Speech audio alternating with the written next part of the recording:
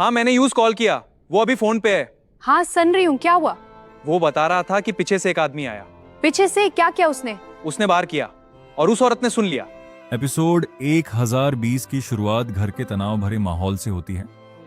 पिछले कुछ दिनों से लगातार हो रही घटनाओं की वजह से घर का हर सदस्य डरा हुआ होता है। किसी को समझ नहीं आ रहा होता कि आखिर दुश्मन हर बार उनकी हर बात पहले से कैसे जान लेता है। राध्या को अब पूरा यकीन हो चुका होता है कि घर के अंदर का ही कोई इंसान उस रहस्यमयी शख्स की मदद कर रहा है।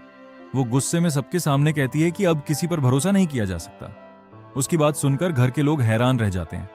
मन्नत लगातार सबको शांत करने की कोशिश करती है, लेकिन उसके अपने चेहरे पर भी डर साफ दिखाई दे रहा होता है। उसे महसूस होने लगता है कि सच अब ज्यादा देर तक छुप नहीं पाएगा। इसी बीच अचानक घर की बिजली चली जाती है। पूरा घर अंधेरे में डूब जाता है। दादी भगवान का नाम लेने लगती हैं और बाकी लोग घबरा जाते हैं। तभी ऊपर वाले कमरे से किसी चीज के गिरने की आवाज आती है। राध्या और निहारिका तुरंत ऊपर भागती हैं। कमरे का दरवाजा आधा खुला होता है। अंदर सब सामान बिखरा पड़ा होता है। ऐसा लगता है जैसे कोई वहां कुछ ढूंढ रहा था। तभी निहारिका की नजर एक पुराने बॉक्स पर पड़ती है। वो उसे खोलती है तो अंदर एक पुराना फोन और कुछ रिकॉर्डिंग्स मिलती हैं। राध्या तुरंत फोन ऑन करती है।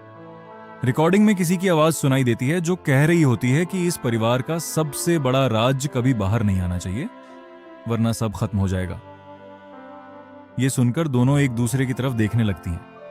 मन्नत को अचानक एहसास होता है कि ये मामला जितना वो सोच रहे थे उससे कहीं ज्यादा बड़ा है। नीचे हॉल में बाकी लोग परेशान बैठे होते हैं। तभी अचानक दरवाजा अपने आप खुलता है। ठंडी हवा पूरे घर में फैल जाती है। सब डर जाते हैं।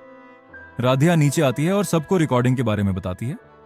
घर के कुछ लोग शॉक्ड हो जाते हैं, लेकिन एक इंसान ऐसा भी होता है जिसके चेहरे पर घबराहट साफ दिखाई दे रही होती है। मन्नत तुरंत समझ जाती है कि कुछ ना कुछ छुपाया जा रहा है। एपिसोड के आखिरी सीन में कैमरा धीरे धीरे उसी इंसान के चेहरे पर झूम करता है। उसकी आंखों में डर और बेचैनी साफ दिखाई देती है।